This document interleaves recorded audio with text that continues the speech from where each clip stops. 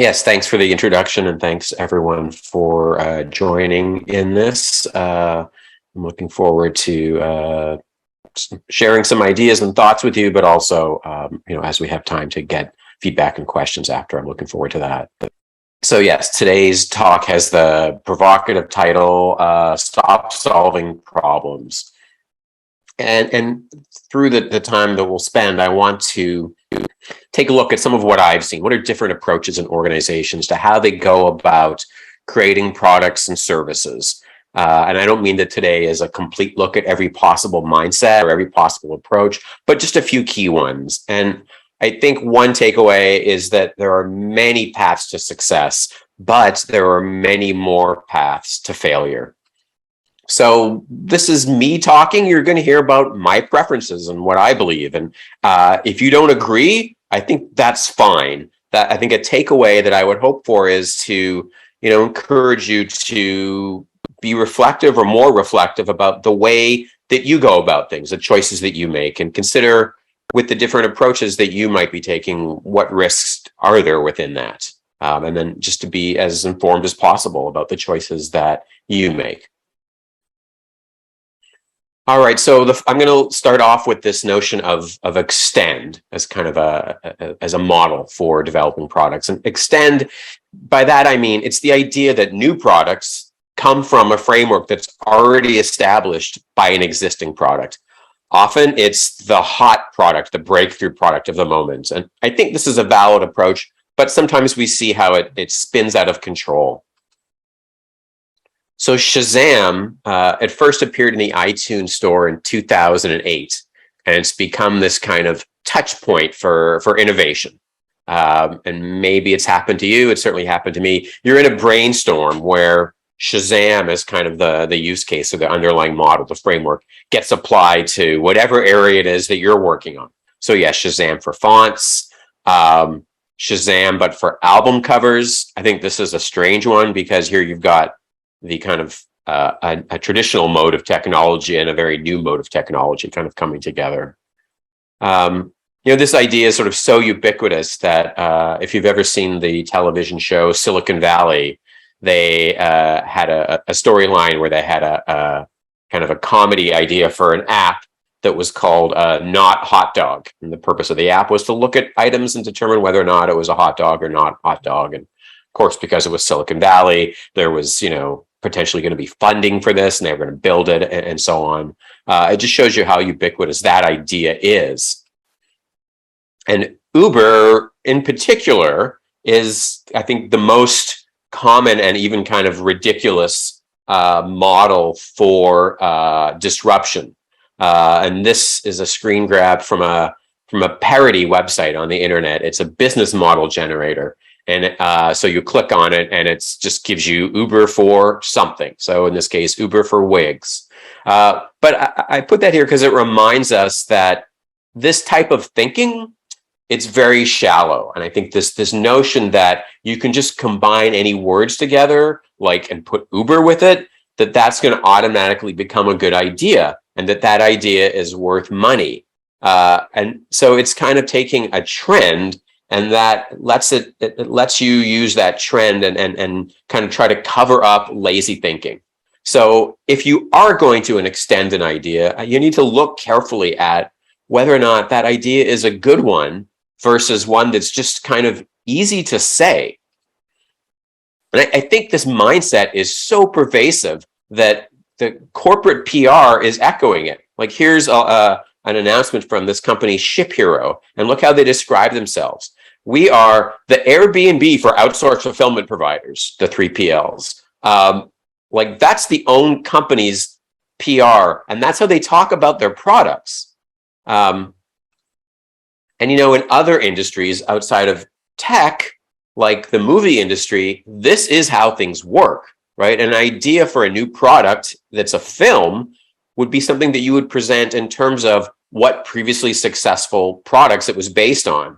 And certainly, in the current era with so many franchises and spin-offs and so on, you can see that. But this is not new. And if anyone has seen the old Robert Altman movie, The Player, so much of the dialogue in that movie is just like that. We have an idea for a movie. It's like Out of Africa meets Pretty Woman. So that industry works that way. And that's sort of that's how you succeed. In tech, it's sort of a shortcut that I think is not is much riskier than maybe in the film industry. Another way we fool ourselves is we create these supposedly radical reinventions that are in fact the same thing we've always had. So here is a photograph from an airport. It's a photo booth, something we've had for a very long time, but it's been given this new aesthetic. There's a branding makeover, this ridiculously aspirational story. Step inside a new kind of photography studio where you're the photographer.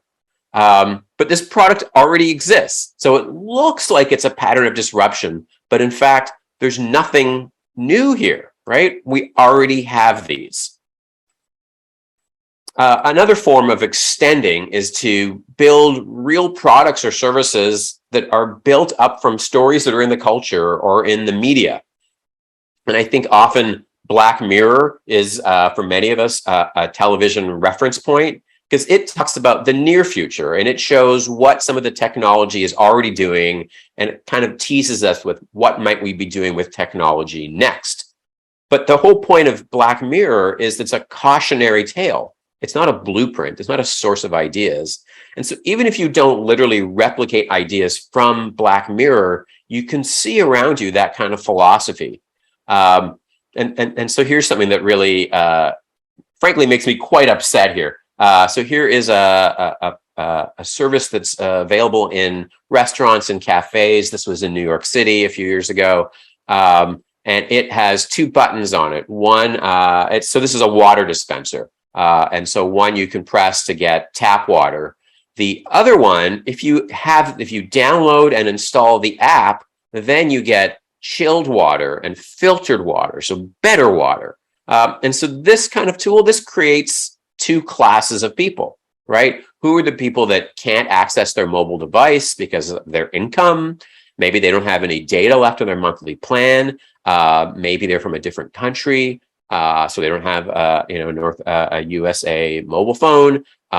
Maybe they have a disability that impacts their phone usage. So this means they don't get filtered water, they don't get cold water, and water is life. So telling people they have to use an app, submitting to advertising, surveillance, we don't know what else, to get access to better water, I think that's an idea that says terrible things about society and kind of how we see ourselves as part of society. And I think this is thinking that makes the world worse, not better. But if you were to talk to the people that make this, I think they're fooling themselves kind of a little too easily that these are good things to be doing. Just another example of this sort of thinking of extending from science fiction into the real world without really thinking about it. Here's a post from LinkedIn. It showed a team stand-up meeting where supposedly, quote, the coolest software engineer on earth joins while paragliding. Now just imagine that you're Sergio and you've taken this amazing opportunity to slip the surly bonds of Earth.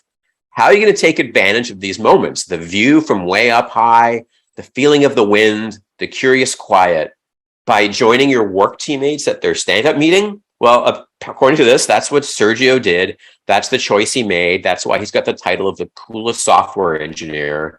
And his organization decided to promote this aspect of their work culture, I guess, on LinkedIn.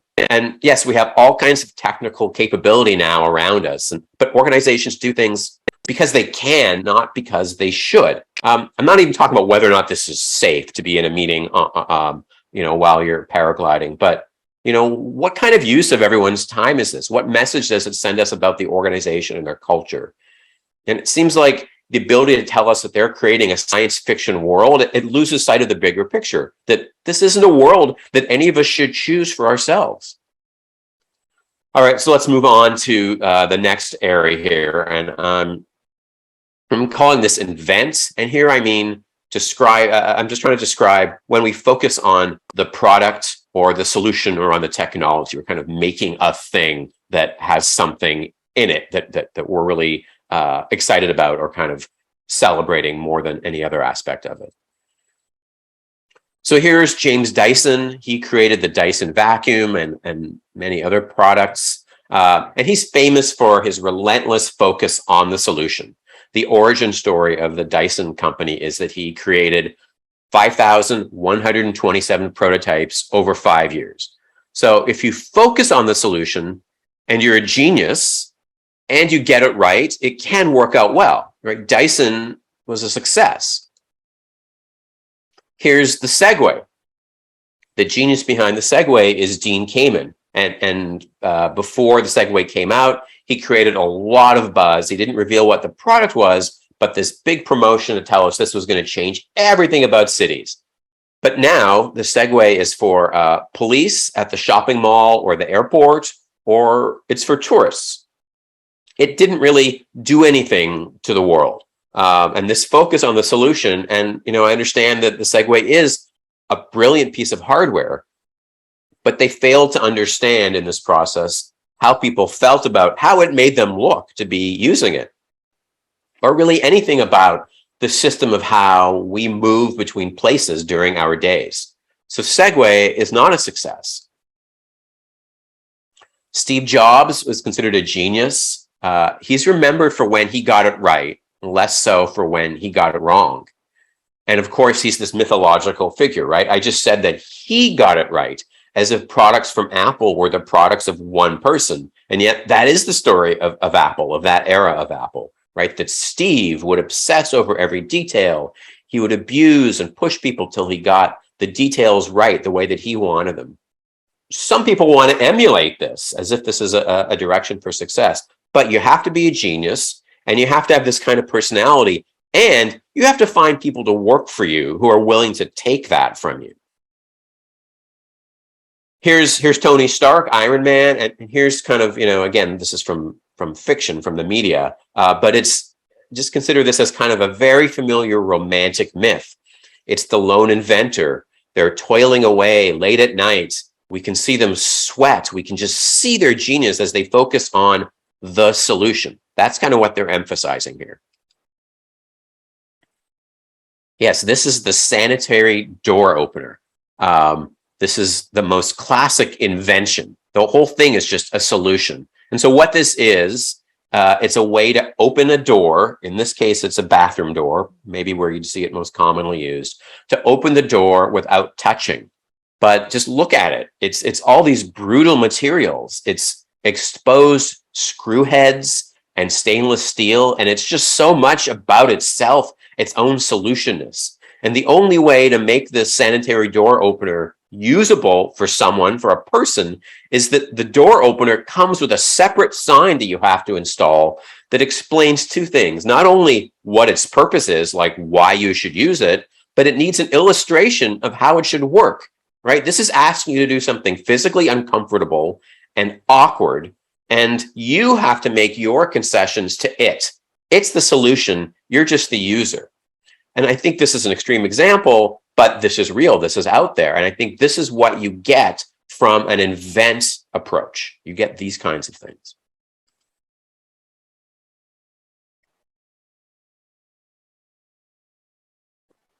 All right, so there we're talking about the solution. Here I want to talk about the problem, where the work that's being done is focused on fixing something, on solving a problem. And I want to talk about three kinds of problems to begin here: simple, complex, and wicked.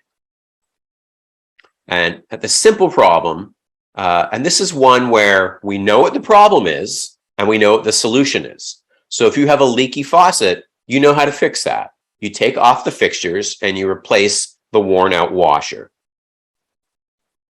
And compare that now to the complex problem, where we know the problem, but we don't know the solution.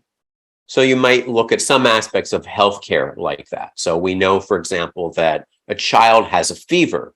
So they might try hydrating, or they might try aspirin, or they might try antibiotics, or any other kinds of things like that. So we know what the problem is. We don't know what solution is going to make a difference.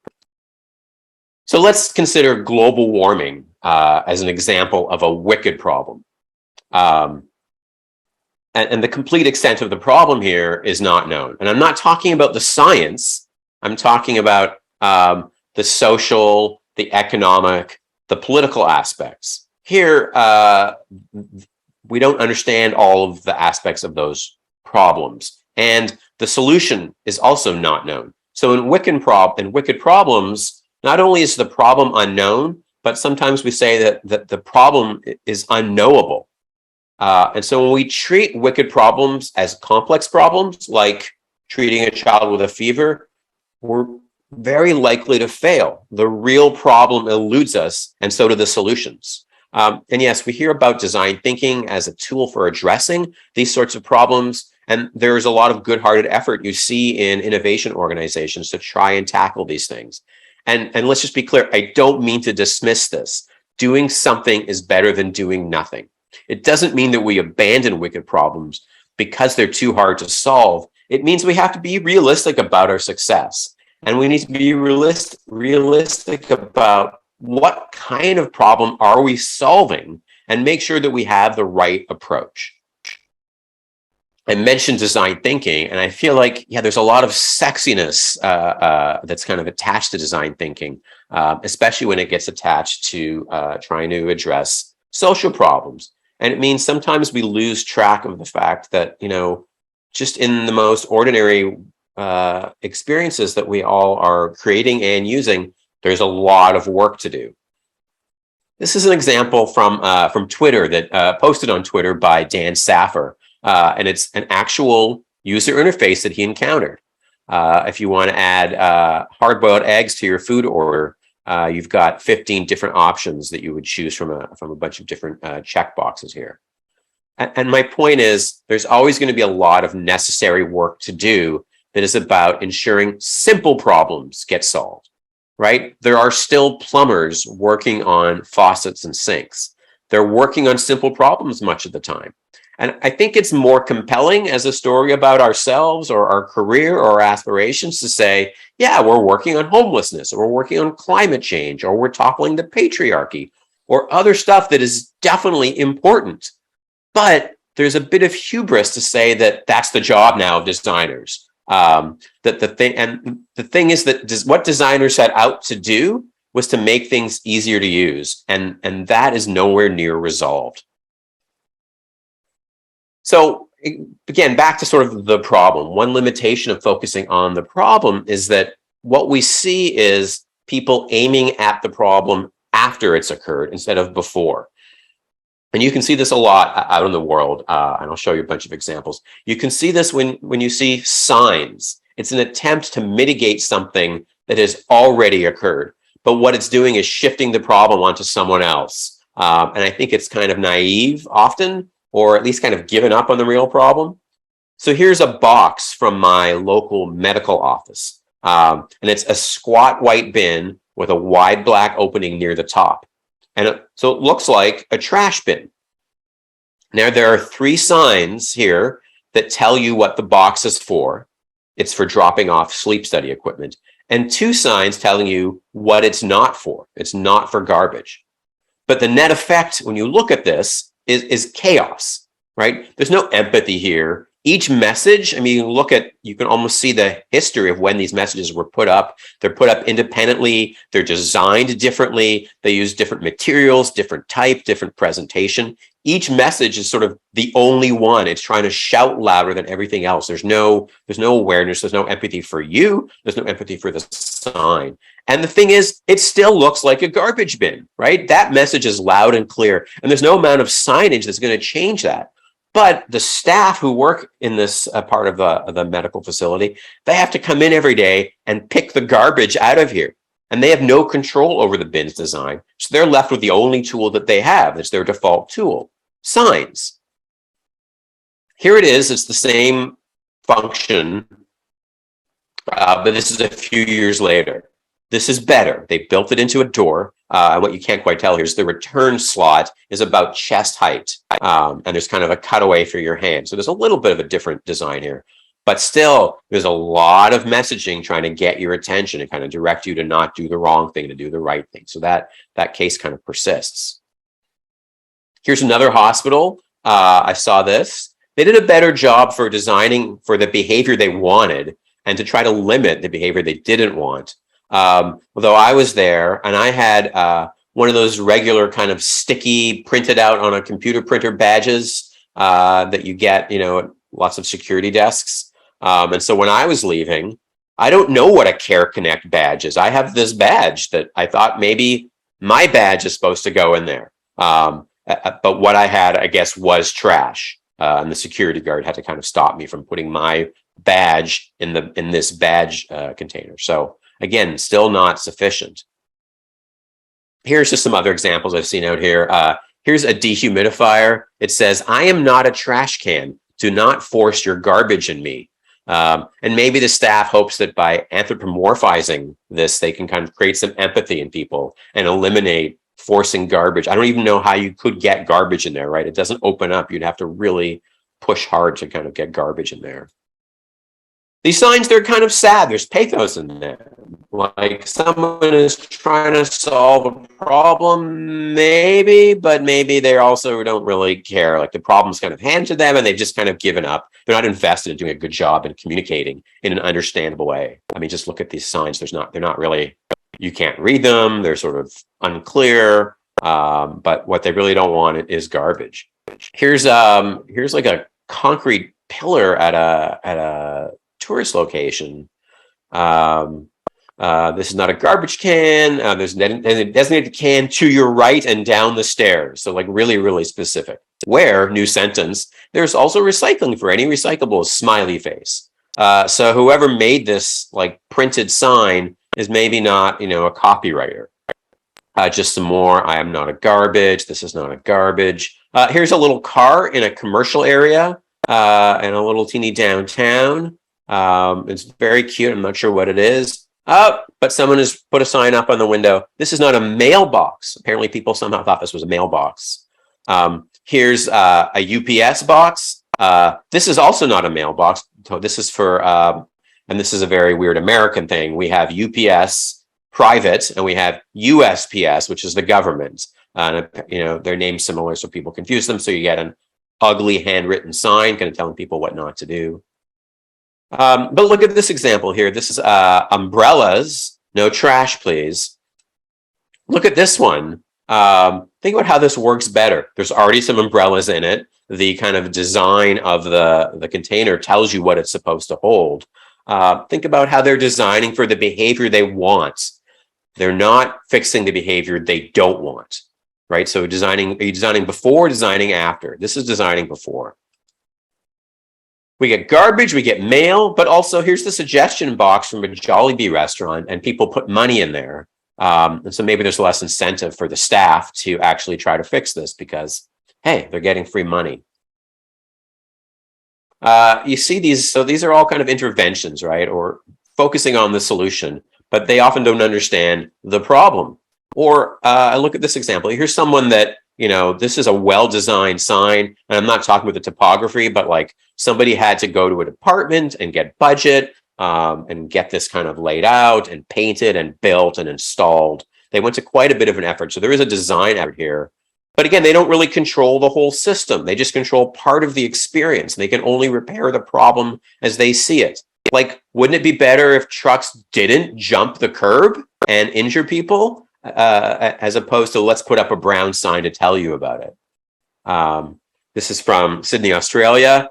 They're kind of making you, the pedestrian, responsible. And it's not about the dangerous bad behavior.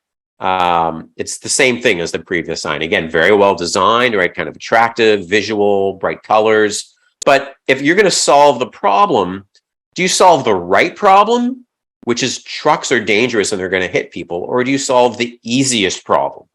Or do you actually solve it at all? Or do you just kind of make a hand gesture that's kind of like, well, we're solving it when maybe you aren't. So here's kind of a crazy street sign in San Francisco explaining something about when you can park at this location.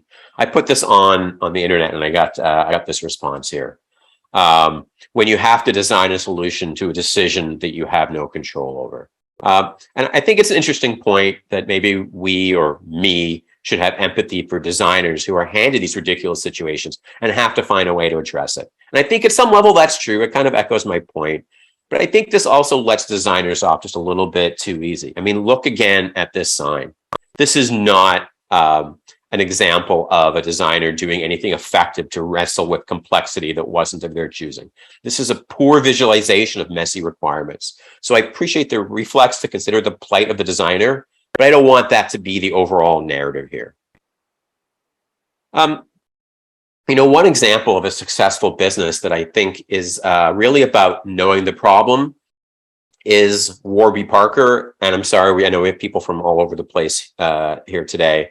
I know this is a service in the United States. I don't know kind of how global it is or if there's kind of analogous services elsewhere. This is a shop at home eyeglasses service. So they send you a bunch of frames in a box to try on at home for free. They're kind of selling them like fashion items. And, at least where I live, if you go into the optician's office, you see all this marketing for eyeglasses as if they are fashion items. You look at the brands and the posters that kind of are for glasses, but nothing about the purchase experience for how you buy glasses in the United States today is how you buy fashion. So we have these other kind of analogs like fast fashion, like stores like H&M and Uniqlo, where the items are remarkably lower priced. They have comparable aesthetics to higher end brands. Maybe the build quality isn't as high. We also have services coming up all over the place, like trunk club services that send you items to your home, fashion items for you to pick and then return the other ones and just pay for what you keep.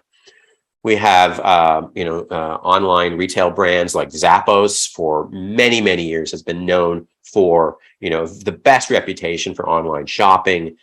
You can return whatever you don't want. And so Warby Parker took kind of a service design mindset. They considered the entire experience of the entire service, and they worked on every aspect of that to be excellent. And so that kind of focusing on how they understand the problem is what's made them unique and I think successful. Here is the Selfie Stick. I think this is such an interesting product because, taking selfies is a major use of the device that I think it's gotten better, but, I think we just had the 10th anniversary of the iPhone this week, a major usage of phones like the iPhone that is not well supported by the design of the device. So why do you need an accessory? Why do you need super long arms or, just difficulty in kind of figuring out how to kind of compose things? Why doesn't the lens allow for this? And maybe, with wide angles and so on, they're building that in with kind of what maybe the 13, I don't know. I'm not an iPhone model expert here, but just think about the history, how many years of this product being necessary. And so you get these kinds of solutions, these weird kind of add-ons when the original design fails. And, you might want to say, oh, this is a generational issue, like young people can do this, old people can't. But I don't know. I think it's a design failure that some people can work around and others less so. So when we focus so specifically on fixing things, that's what we think we're here to do when we're obsessed with the problem. When the user research that we do is test. As a result, we test whether or not the thing we've made has solved the problem. So sometimes user research is the same as usability testing, and that's all that people think that user research is. Of course, that isn't true.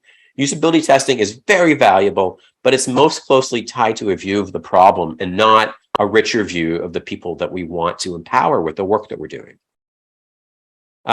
This is a lovely article by Mark Rettig that you might want to seek out afterwards. It tackles the limitations of problem-first thinking, but it also digs into this reframe that he hints at here, that we can look at the situation itself to find the seeds of better possibilities. And I think in what Mark's writing, there's some humility, there's some respect, and there's a curiosity to kind of challenge the fixing mindset. So I'll just point that to you.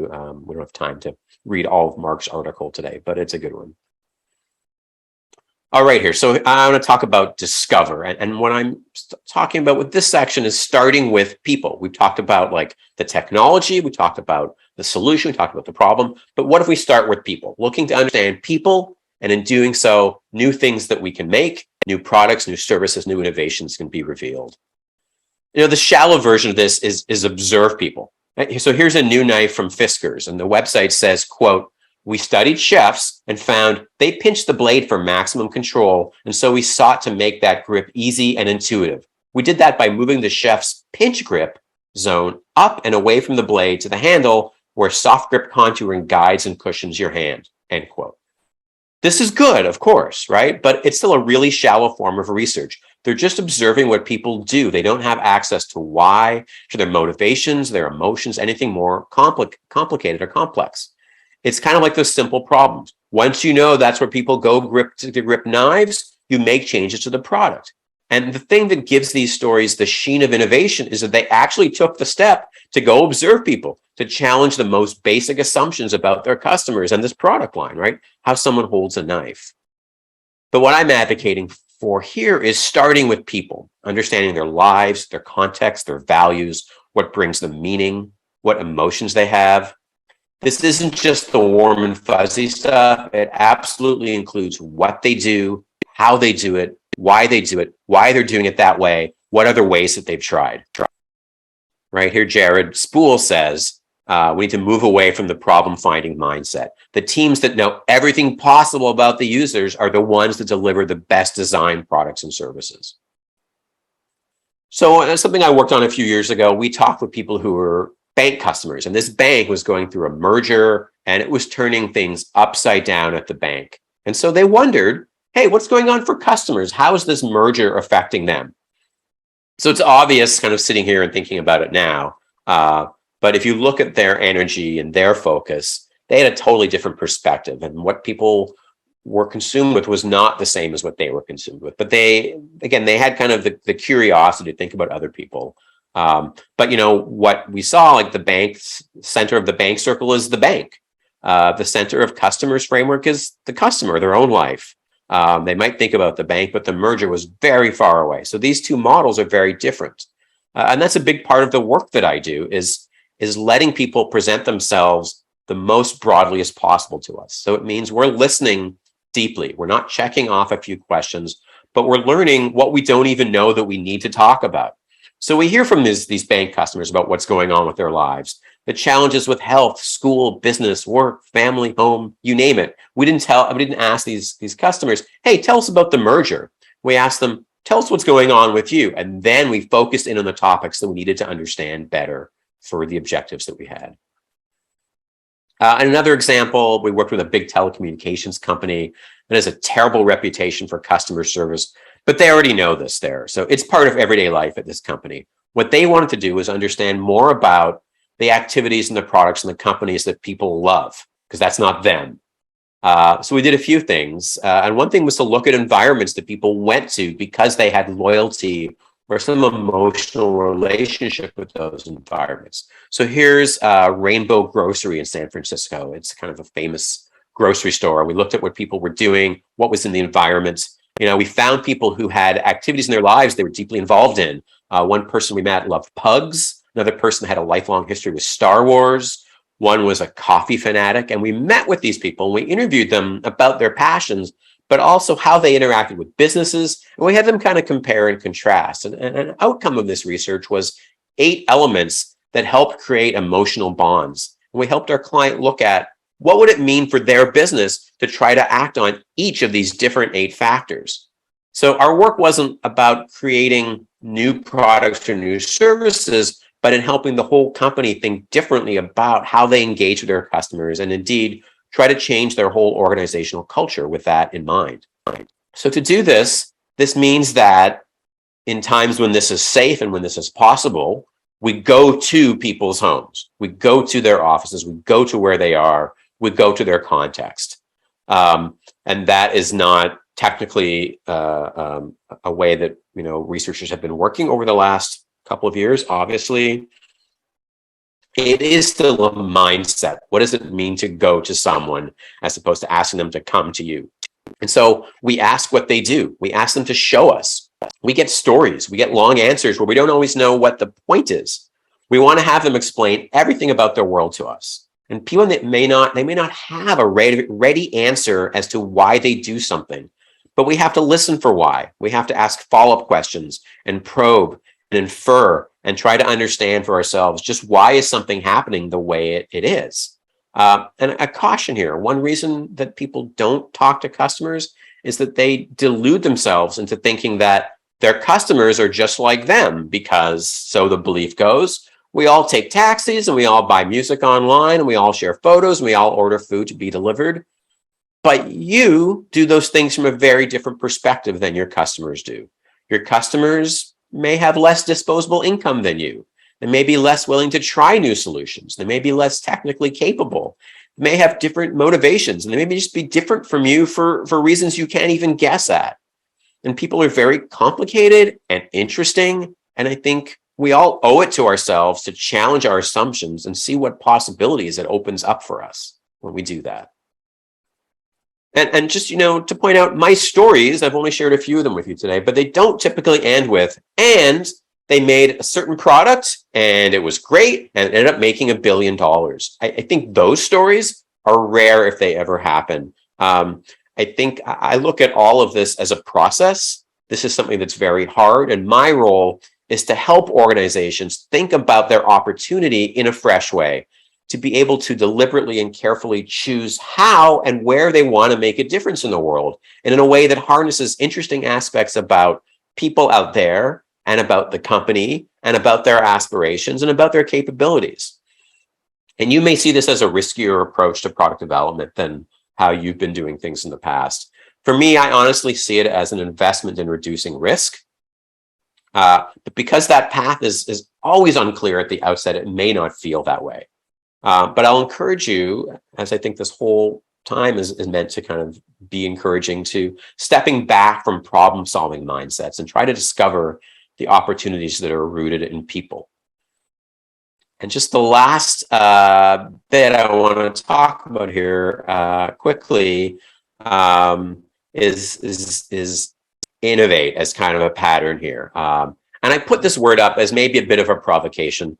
I've rarely encountered any shared understanding of what this word means, and yet we always talk about it as the ultimate goal. And within the profession of user research, I think there's a huge amount of denial about what the relationship is between research and innovation. What role do we play? How do we feed into it? Is innovation a different thing or not?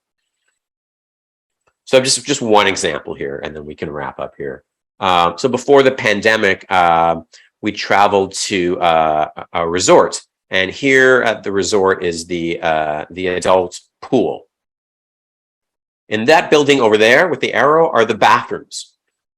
So over the few days that we spent there, we spent a lot of time at this pool, I started to see the pattern. If you wanted to use the bathroom, you'd go look, there's a hallway past that arrow. You'd go and look, and if the door was ajar, if it was propped open, the bathroom was free to use. So you'd go in, close the door, lock it, use the bathroom, and then when you'd leave the door slightly ajar again.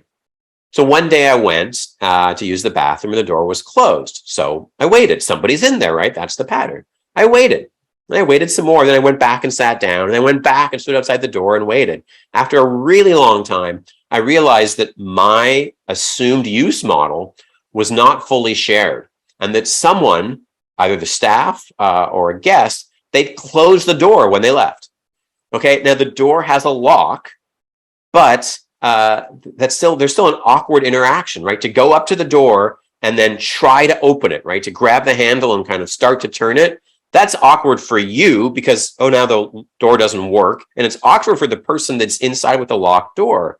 Then they get surprised. They don't know that what's happening. They have to call out occupied or just a moment. And so it creates all this awkwardness for everybody's sake, which is, I think, why we had kind of done this little hack, right? We'd left the door open. There's some bathrooms, and maybe you've seen this design, they have an indicator, right? When the door is locked or unlocked, it slides a green or a red color that you can see at a distance.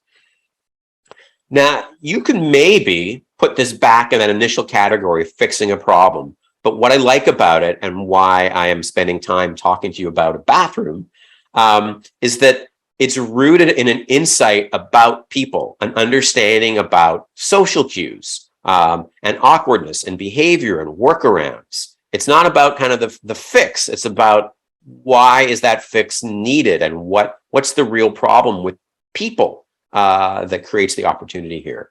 And I think maybe the changes that get made in products and experiences, they don't have to be dramatic, but when they're rooted in something fundamental that we as people, as users experience that has not been addressed before, I think they can be quite wonderful.